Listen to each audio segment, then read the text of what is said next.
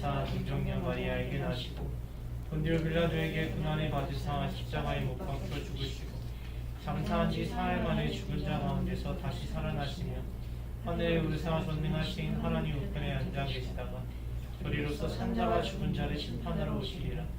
성령을 믿사오며 거룩한 공예와 성도가 서로 교통하는 것과 죄를 사하여 주시는 것과 몸이 다시 사는 것과 영원히 사는 것을 믿사옵나이다. 아멘. 시간을 뚫고 함께 찬양하시겠습니다.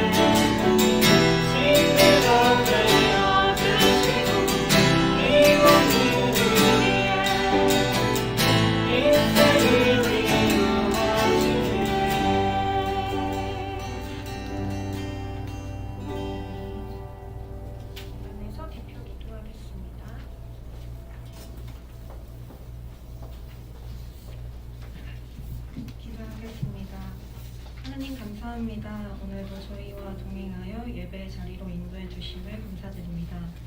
주님, 저희 지난 한 주간도 살아가면서 세상 속에서 지은 죄들이 많습니다. 이 자리를 빌어 예배드리며 회개할 수 있게 도와주세요. 저희 이 시간 목사님이 주시는 말씀으로 저희들 은혜 받게 하여 주시고 그 말씀 붙잡고 어렵고 힘들 때 이겨낼 수 있는 믿음과 지혜를 허락해 주세요. 감사드리며 예수님의 이름으로 기도드렸습니다. 아멘.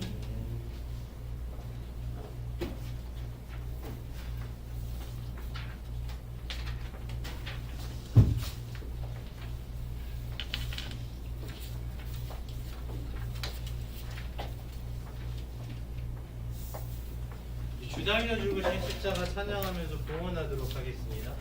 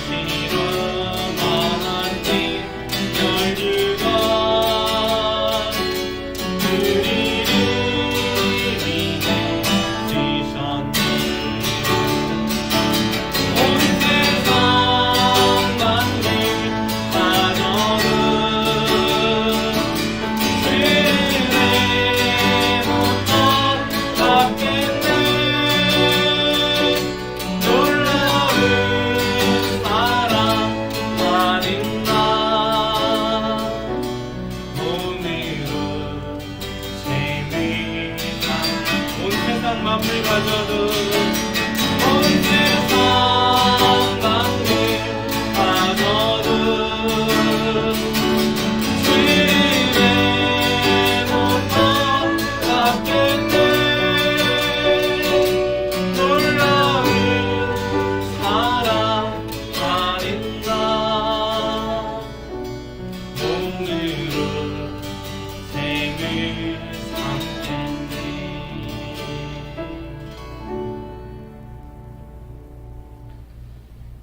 하나님 참 감사드립니다.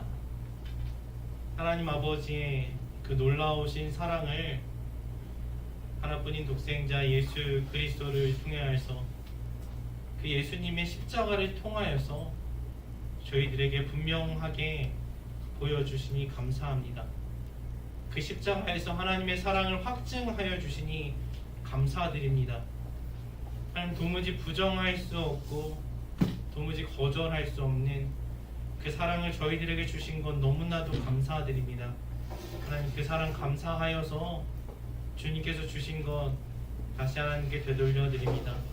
하나님 저희가 정성껏 저희들의 마음과 시간과 예물 드리오니 하나님 기뻐 받아주시옵소서. 그리고 저희가 더 하나님의 은혜와 사랑 가운데로 나아가고 더 깊이 느끼며 주님 사랑하면서 살아갈 수 있도록 주께서 사랑하시는 교회와 이웃을 또 나 자신을 사랑하면서 살아갈 수 있도록 도우시옵소서. 이 시간 함께 하심 믿고 감사드리며 예수 그리스도의 이름으로 기도합니다. 아멘.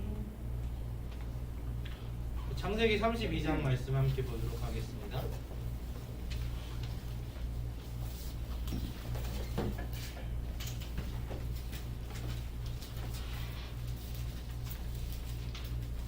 대각성경 50쪽 창세기 32장 22절부터 31절까지 보도록 하겠습니다.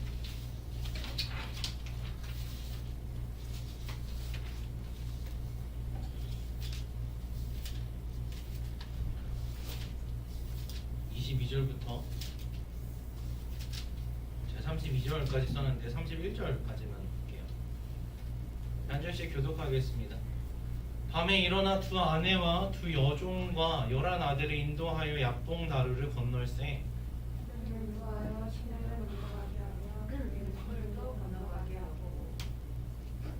야곱은 홀로 남았더니 어떤 사람이 날이 새도록 야곱과 씨름하다가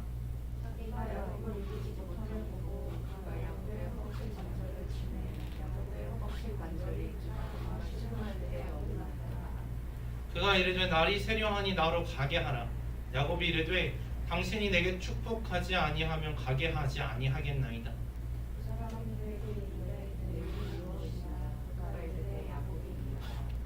그가 이르되 내 이름을 다시는 야곱이라 부를 것이 아니요 이스라엘이라 부를 것이니 이는 내가 하나님과 및 사람들과 겨루어 이겼음이니라.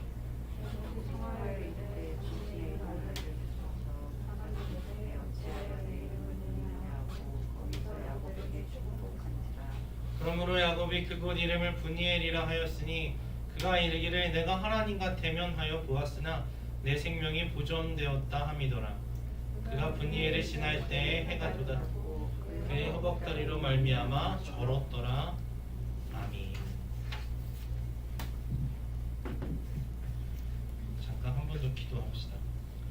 하나님, 저희가 하나님의 말씀을 읽고 듣고 그 뜻을 깨달아 알고 그 뜻대로 살아가기 원하여서 주님 앞에 머리 숙입니다. 모였습니다. 귀 기울입니다.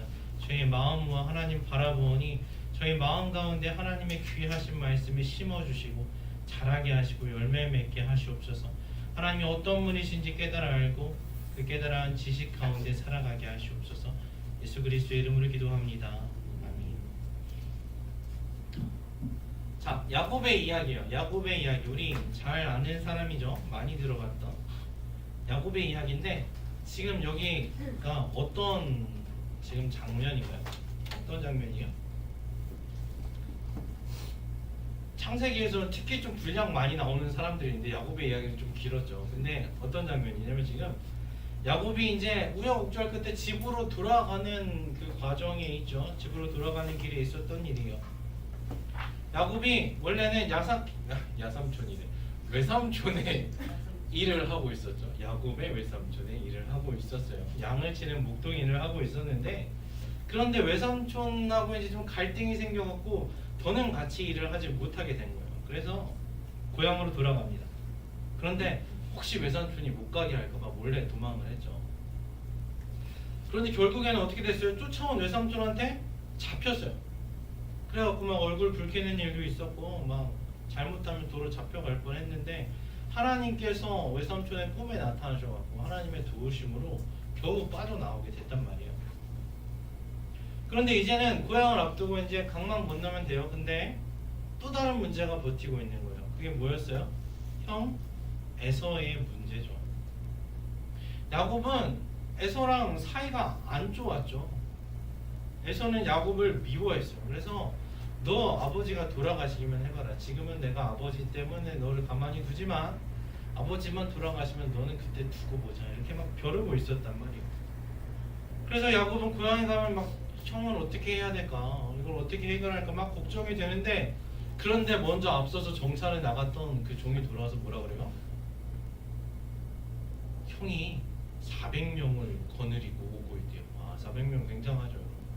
400명의 그 사람을 데리고 자신에게 오고 있다는 말을 듣고 막 어떻게 됐냐? 성경에서 보면 심히 두렵고 답답해했다고. 야곱의 심장이 그랬어요. 심히 두렵고 답답했다. 그럼 얼마나 무섭겠어요. 그래서 야곱은 어떻게 했어요? 야곱이 여러분 야곱이 한 거를 보면 이분이 하신 일을 보면 참 놀라워요. 어떻게 했어요? 가족을 나누어서 먼저 보내요. 가장 먼저 앞에는 형에게 줄 선물이라고 쓰고 뇌물이라고 읽는 거죠. 앞서서 보내요. 그것도 띄엄띄엄 따로따로 계속 여러 번 받으면서 기분이 풀리라고. 그대로 어떻게 해요? 자기가 좀 덜 사랑하는 가족들을 앞에 보내요. 그리고 그 다음에 자기가 제일 사랑하는 가족들은 조금 뒤에 보내요. 마지막에.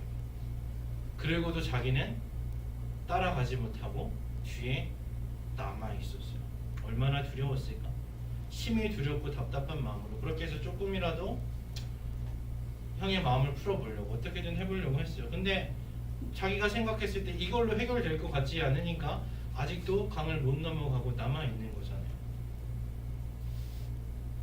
근데 그때 하나님께서 야곱을 찾아오세요. 그리고 그와 씨름을 하십니다.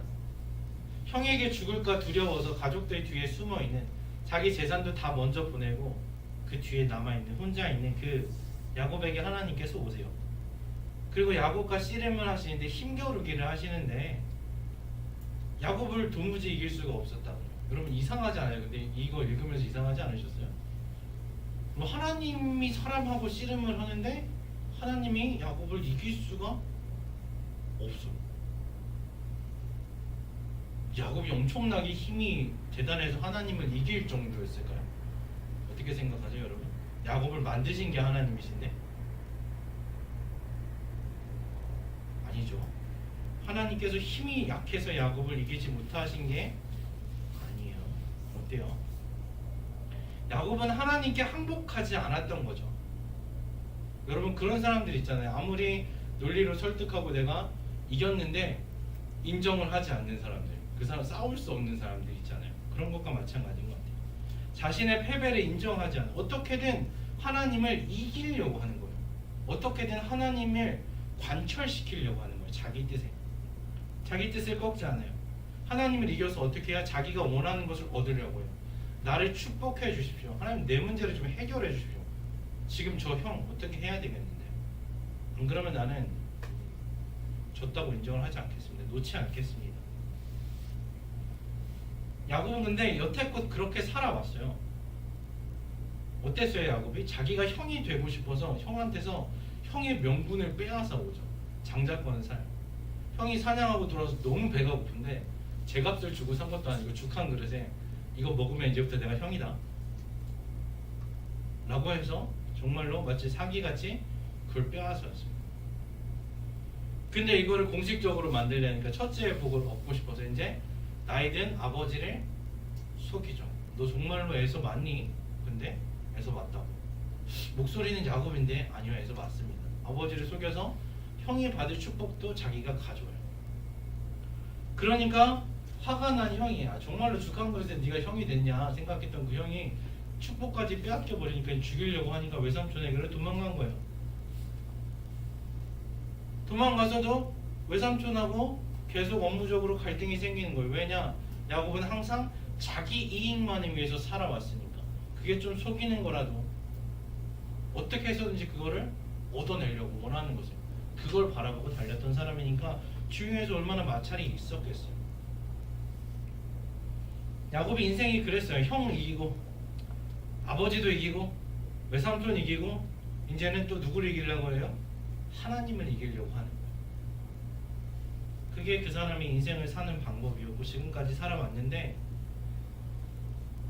여러분 주위에도 혹시 그런 사람이 있어요? 어떻게 해서든지 자기가 원하는 것을 얻어야 돼. 남들은 어떻대요? 싸워서라도. 내가 옳든 옳지 않든 그건 중요한 게 아니야. 좀 피곤할 것 같죠? 좀 싫을 것 같아요. 주위에 누가 좋아하겠어요? 그렇게 양보 안 하는 사람을. 그런데 하나님께서는 야곱을 어떻게 하셨을까요? 이런 야곱을 하나님께서는 어떻게 보셨을까요? 또 어떻게 평가하셨을까요? 적이 많고 사람들이 미워하는, 누가 봐도 좀 뭔가 재산은 많아진 것 같은데 적법한지는 잘 모르겠는 그런 사람이잖아요.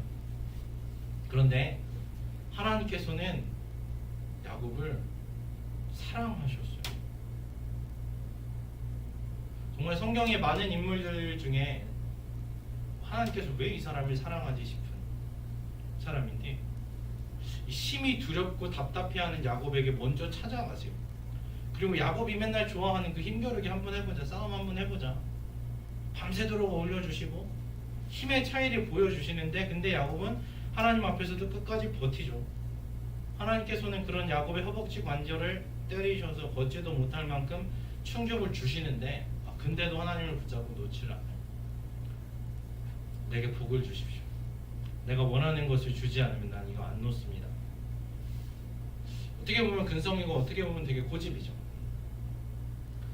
나중에 야곱이 고백한 걸 보면 하나님을 만났다는 걸 알면서도, 거룩하신 하나님을 만나면 죽을 수 있다는 것을 알면서도 야곱은 그걸 포기를 하지 않았어요. 자, 그런데도 이런 야곱을 하나님께서는 사랑하세요. 축복해 주세요. 새로운 이름을 주세요. 형 에서의 문제도 해결해 주세요. 외삼촌의 분노에서 야곱을 구해주신 하나님께서는 이번에는 형 에서의 마음도 바꾸셔갖고 400명의 군대를 어떻게 이겨요? 자기는 뭐 양하고 아들 12명 있지만 못 이기잖아요. 근데 그 형의 마음도 풀어주셔서 형의 분노에서 야곱을 구해주세요. 참 이상하죠. 왜 하나님께서는 야곱을 사랑하셨을까? 여러분 왜 그런 것 같아요? 하나님은 왜 이런 야곱을 사랑하셨을까? 혹시 하나님께서 모르셨던 거 아닌가? 야곱이 이런 사람인 걸? 근데 성경은 이사야서 41장 14절에 보면 보세요. 버러지 같은 너 야곱아 합니다. 하나님께서는 벌레 같다는 거, 이런 벌레만도 못한 이런 정말 하나님께서는 아셨어요. 야곱이 어떤 사람인지, 그 인성을 아시고 그 안에 숨어있는 의도가 목적이 뭔지를 아시고 그 욕심을 다 아시는 분이에요. 어떤 거짓으로 살아왔는지 그 인생을 하나님은 왜 모르시겠어요? 분명히 말씀하세요. 너는 벌레 같은 사람이야. 내가 알지. 근데 그 하나님이 야곱에게 하시는 말씀이, 그런데 나 여호와가 말하더니 내가 너를 도울 것이라. 너의 구원자는, 내 구속자는 이스라엘의 거룩한 하나님이시다. 그러니까 두려워하지 말라. 참 겁내지 말고 외삼촌이 문제가 아니라 나를 바라보라. 내가 너를 도와줄게 라고 말씀하시는 거예요. 너는 정말 별거 아닌 사람이야. 내가 네 인생을 알지. 그런데 내가 너를 도와줄게 말씀하세요. 왜 그럴까요? 이 사람이 얼마나 고집불통인지, 아내와 자식을 먼저 보내고 그 사람의 인성이 어떤지 하나님은 아시는데도, 그런데도 그렇게 도와주겠다, 구원해 주시겠다고 말씀하시고 그렇게 하세요. 아무리 찾아봐도 아무리 좋게 봐주려고 해도 야곱에게는 별로 하나님의 사랑을 받을 만한 구석이 없는 것 같은데, 그런데 아무런 조건 없이 하나님께서는 야곱을 택하시고 사랑해 주세요. 아무리 잘못하고 고집을 부려도 그 사랑을 끊지를 않으세요. 하나님께서는 야곱을 사랑하시기로 작정하셨고 그 뜻을 안 바꾸십니다. 로마서 9장 11절 13절에 보면 이렇게 말씀하십니다. 그 자식들이 에서와 야곱이에요. 에서와 야곱이 아직 태어나지도 않고 무슨 선이나 악을 행하지도 아니한 때에 택하심을 따라 되는 하나님의 뜻이 행위로 말미암지 않고 오직 부르신 이로 말미암아 서게 하려 하사 리브가에게 이르시되 큰 자가 어린 자를 섬기리라 하셨나니 기록된 바 내가 야곱은 사랑하고 에서는 미워하였다 하신 것 같으니라. 어려운 말씀이죠, 여러분. 야곱과 에서가 태어나기도 전에 뭐 잘하고 잘못한 것도 없는데 하나님께서는 이미 야곱을 사랑하시기로 작정하셨어요. 야곱이 어떤 사람이든 상관없는 거예요. 이미 아시고 내가 널 사랑하겠다 작정하셨어요. 사실은 야곱도 에서처럼 하나님의 미움을 받아야 될 사람이에요. 우리 모두가. 왜냐하면 모두가 죄인이거든요. 모두가 이미 하나님과 떨어진 상태에서 태어났기 때문에 하나님과 원수인 적국에 속한 사람이에요. 그러니까 당연히 하나님의 원수고 미움 받을 수밖에 없어요. 그런데 그 죄인 중에서 하나님께서는 몇 명을 일부를 내가 사랑하고 구원해 주시겠다고 작정을 하셔서 택하셨어요. 다른 이유가 없어요. 야곱이 뭐 잘한 게 하나도 없어요. 그런데 뭐예요? 그냥 긍휼히 여기셔서 자비하심으로 은혜로 야곱을 선택하시고 야곱이 죄 가운데 태어나고 죄인이고 죄를 지을 것이다 다 아시면서도 그렇게 하시고 그 뜻을 바꾸시질 않아요. 그래서 이미 결정된 상황이기 때문에 야곱이 뭘 해도 하나님의 사랑에서 벗어날 수가 없는 거예요. 그리고 하나님께서는 야곱을 사랑하시는데 그냥 그렇게 살게 두시지 않고 사랑으로 야곱을 바꾸어 가세요. 야곱이 하나님을 인정할 수밖에 없도록 하나님을 사랑할 수밖에 없도록 그 사랑으로 어떻게 해요? 덮어버리세요. 지금까지 자기 뜻대로 힘으로 살아왔는데 하나님께 도움을 구할 수밖에 없고 하나님을 인정할 수밖에 없게 그 사랑으로 덮으세요.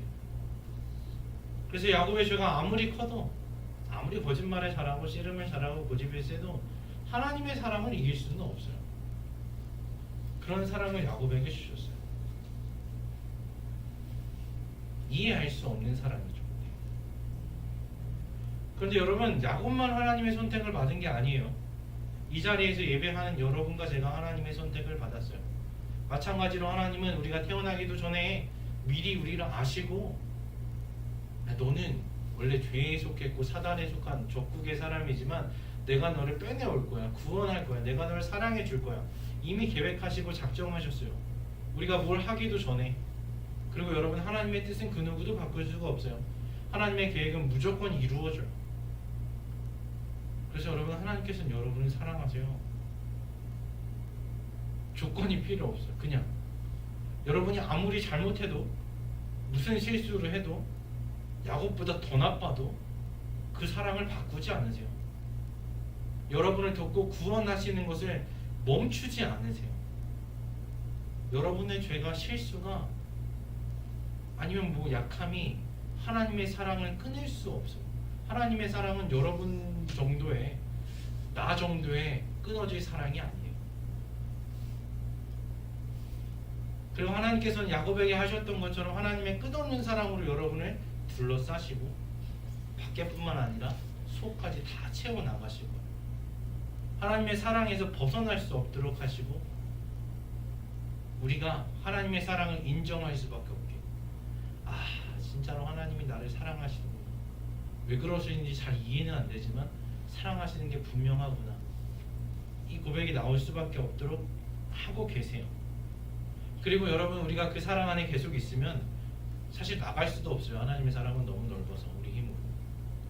그 사랑을 깨닫게 되는 거죠. 하나님이 사랑하시는구나. 알게 되면 어떻게 되냐? 우리 마음이 바뀌어요.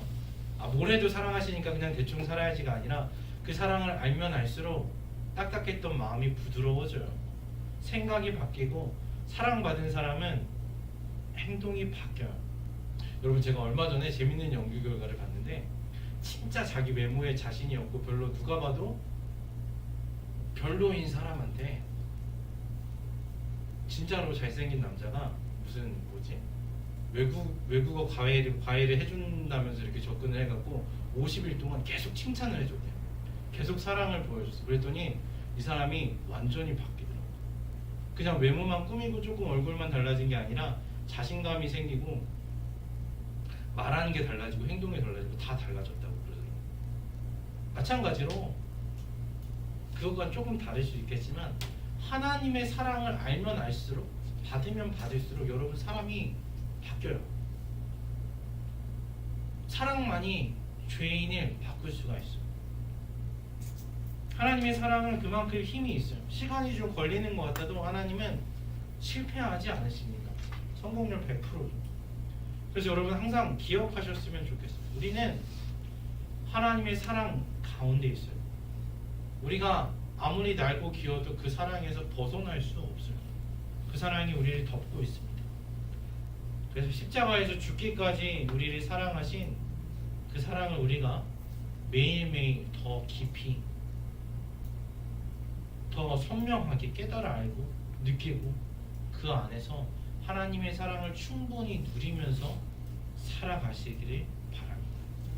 그렇게 되면 그 사랑으로 이제 하나님을 사랑하게 되고 또 하나님께서 사랑하시는 교회를 사랑하고 내 주변 사람들을 사랑하고 또 하나님께서 그렇게 온 세상과도 바꾸지 않으시겠다 하신 나 자신을 사랑하면서 그렇게 살아가기를 간절히 소망합니다. 기도하겠습니다. 하나님 감사합니다. 하나님 어떻게 감사를 드려야 할지 잘 모르겠고 어떻게 표현을 해야 할지도 잘 모르겠습니다. 하나님 저희가 잘 이해할 수도 없고 잘 가늠할 수도 없고 갚을 길도 전혀 없는 감당할 수 없는 큰 은혜와 사랑을 받았습니다. 하나님 저희가 한 것이 아무것도 없고 자격이 없이나 하나님께서는 예수 그리스도의 보혈로 저희를 구원하시고 두려워하지 말라고 내가 너를 돕겠다 구원하겠다 말씀하시고 그 약속을 신실하게 지키고 계신 줄로 믿습니다.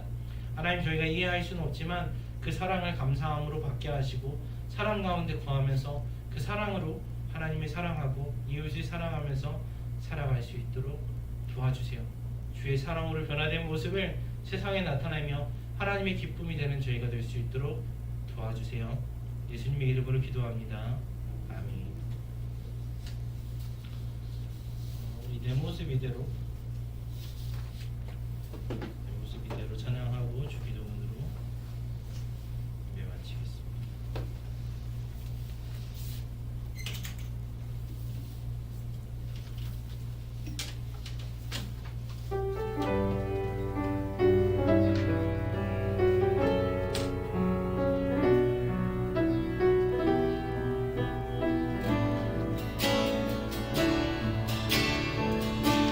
내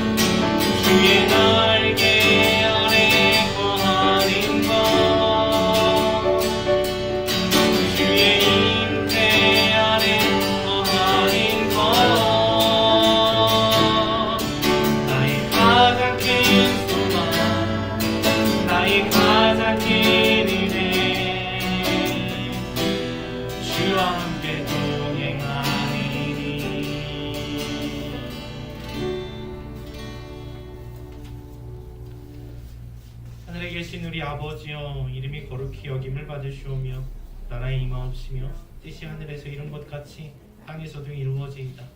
오늘날 우리에게 일용할 양식을 주옵시고 우리가 우리에게 죄 지은 자를 사하여 준 것 같이 우리 죄를 사하여 주옵시고 우리를 시험에 들게 하지 마시옵고 다만 악에서 구하옵소서. 내게 나라와 권세와 영광이 아버지께 영원히 있사옵나이다.